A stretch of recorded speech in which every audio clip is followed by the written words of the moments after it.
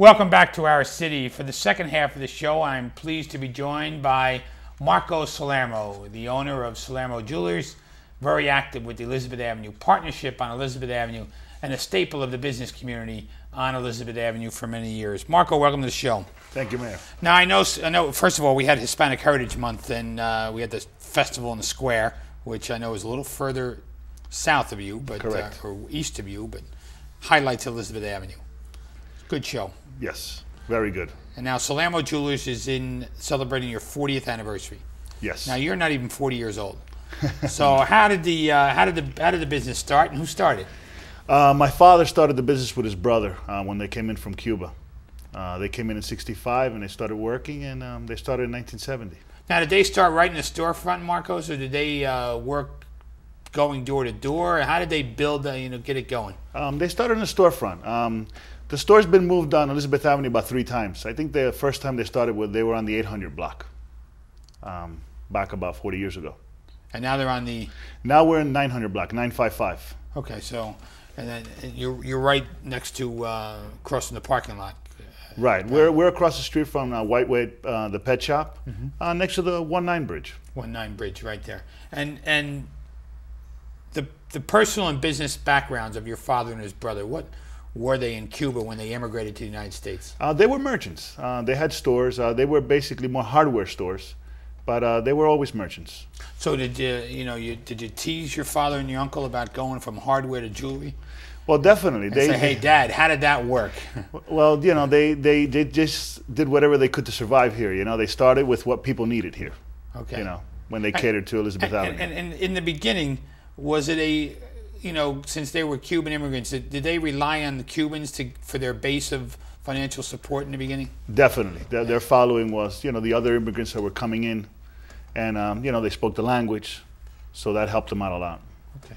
And who operates it today, Marco? You? Yeah, my brother, Julio, and myself, we currently own it and operate it.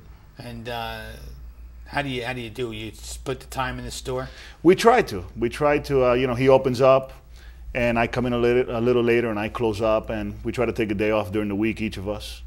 But we open 6 days, and we close Sundays. Close Sundays. And do you rely on foot traffic, word of mouth? How do you... Everything. Foot traffic, word of mouth, recommendations, advertising. Advertising in papers. And repeat customers, is that big? Big. That's a big part of the business. It is. And so somebody walks in the door, being a salesman, you want to make sure not only that you try to get a sale, but that they come back. Oh yeah, you want to keep your customers. Yeah. Make them feel at home. Yeah. You serve espresso and stuff like that, or what? If we have to, whatever we need to do. The store at its inception, was it always a jewelry store, or it started with something else? At the beginning, they sold everything. It was more of a bazaar. Gift shop, electronics, records at one time. Always cameras and film. Jewelry started coming in later, little by little. Tell me about the records. Are there any left? I mean, they're collector items probably in this country now. We stopped Never selling, mind Cuba.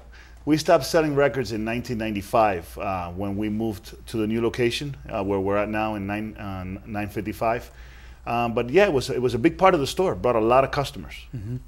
And do you send any relatives still in Cuba?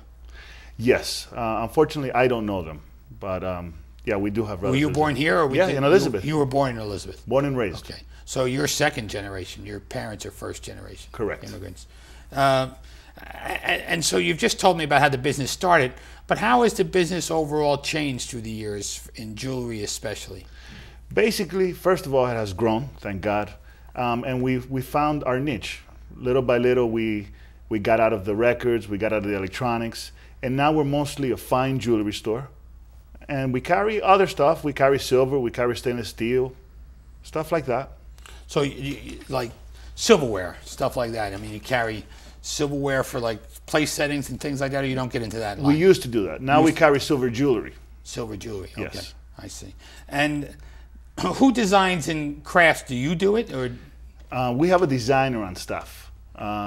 She's been working with us over 10 years, and whatever you want her to make, she can make for you. So somebody can come in and sit with her and say, I'd like to do this, and she'll craft it for you. Yes, actually, you could explain to her what you want, and she draws it up on a piece of paper and shows it to you. Really? Yeah. Oh, that's fascinating. She's that talented. Oh. And then she'll sit there and say, yeah, come back in 3 weeks. And what happens if it's not what they like? Well, basically, the picture shows you what it is, and it pretty much comes out like the drawing. But if they don't like it, we'll work around it. Okay, and then maybe sell it to some other customer and Yeah, we'll work with yeah, we could melt it and start all over. It's just time, really. Just, yeah, okay. The your customer base, I mean, when your dad and your uncle started, I'm sure the customer base was limited to Elizabeth in the 60s. How has your customer base grown throughout the region or the state or even multi-state? Well, yeah, definitely. Elizabeth is like 80% of it, but Union County. And, you know, we have customers as far as Pennsylvania, New York, and we still have customers that live in Florida now, that retired, that still count on us when they need something. Can they just call up and you can... Basically. Yeah? Basically, yeah. Say, hey, I might have that piece for you. I might have what you need. They tell me what they're looking for. I try to get it for them, and, you know, we ship it to them, and if they don't like it, they ship it back. Okay. The last few years, Salermo Jewelers, how have you helped create jobs? I mean, obviously you've had a full-time designer on now for 10 years. Now we have 8 employees that help us out, and I've had employees working for us as long as 27 years that worked with my dad. She retired already, but yeah, we definitely... 27 years, and she basically worked inside in retail? Yeah, she worked in retail. She was my father's right hand for many years. Okay. And, you know, you've been very active in the community affairs throughout our city. And tell us about some of your present activities and some of the boards you serve on. Well, right now I'm the chairman of the Elizabeth Development Company. I'm also the chairman of the Elizabeth Parking Authority. And I'm on the board of the Special Improvement District for Elizabeth Avenue. And Dave Strojak is the executive director of that, correct? Correct. And correct. The Hispanic Heritage Festival that we opened up with, is that something you think is good for the Avenue? I think so. I think it you know, it brings the people out, and more of a, you know, it brings them closer. People get to know each other more. Mm-hmm. And tell us about why do you give back? Why do you work on the Parking Authority, Elizabeth Development Company? What makes you attracted to that type of pro bono service? I think it's very important to give back to your community. Community is good to you. They're your customers. You have to give back with time and effort. And Marco, the future of Salermo Jewelers, where do you see it growing in the future? Do you see what do you think it is? I definitely see it growing. We just renovated the store again, and we did a beautiful project there. We have like 2 jewelry stores in one now. Tell us, what is 2 jewelry stores in one? What, it's separate items? Or? Yeah, I put in an island in the middle of the store. So when you come in, I have one section which is the silver and the stainless steel jewelry, and I keep the fine jewelry always in the same side where I had it before. And this, I guess the customers on, and you can then take those customers in another area and say, here, let's work with you on this. Yes, definitely. Okay. The redevelopment of Elizabeth Avenue, there's a lot of sidewalks going on, a lot of repair going on. What role have you played in that area? Well, we have, over the years, bought land. We created a parking lot behind our store. So now shoppers don't have to look for parking on the street. We have you know, off-street parking. And we've invested on the avenue in buildings and other storefronts that we do currently own. Now, when Elizabeth Avenue was built, naturally, it was built long before the advent of the automobile, and so therefore it doesn't have a lot of room for parking. Would you say that's probably the biggest challenge on Elizabeth Avenue? Yes, and no. Right now, I think that we've created more parking. Now, next to the 19 bridge, they did create a parking lot to the right of it. It's public parking with meters. Mm-hmm. And that helps. Definitely. And would you, people that have an easier access to parking, it's a lot easier to shop then. Sure, everybody wants to be right by the door. Even the workers. Right. And how do you deal with vacant stores? It seems Elizabeth Avenue's been doing well in holding their own. I think so. You really don't see vacant stores in Elizabeth Avenue.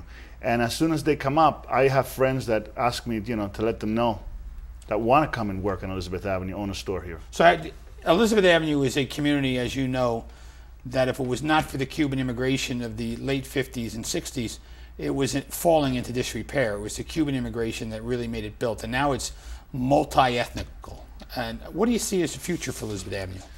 I see Elizabeth Avenue growing. I was just on the avenue today and I saw the traffic and the energy that you feel there. Elizabeth Avenue is definitely growing, and it's a great place to be in retail, to have your business there. any other, you don't see you're moving. In other words, you think Elizabeth Avenue has a great future for retail. Yes, and yes, this is my hometown. Marco, I want to thank you for joining us on the show. I thank you for your work with the Development Company and the Parking Authority as well. It's great to have a business like you, and best wishes on your 40th anniversary. Thank you, Mayor. For Marco Salermo of Salermo Jewelers and Joe Leone and Tom Duffy earlier in the show, I'm Chris Bolwage. We'll see you next week on another edition of Our City.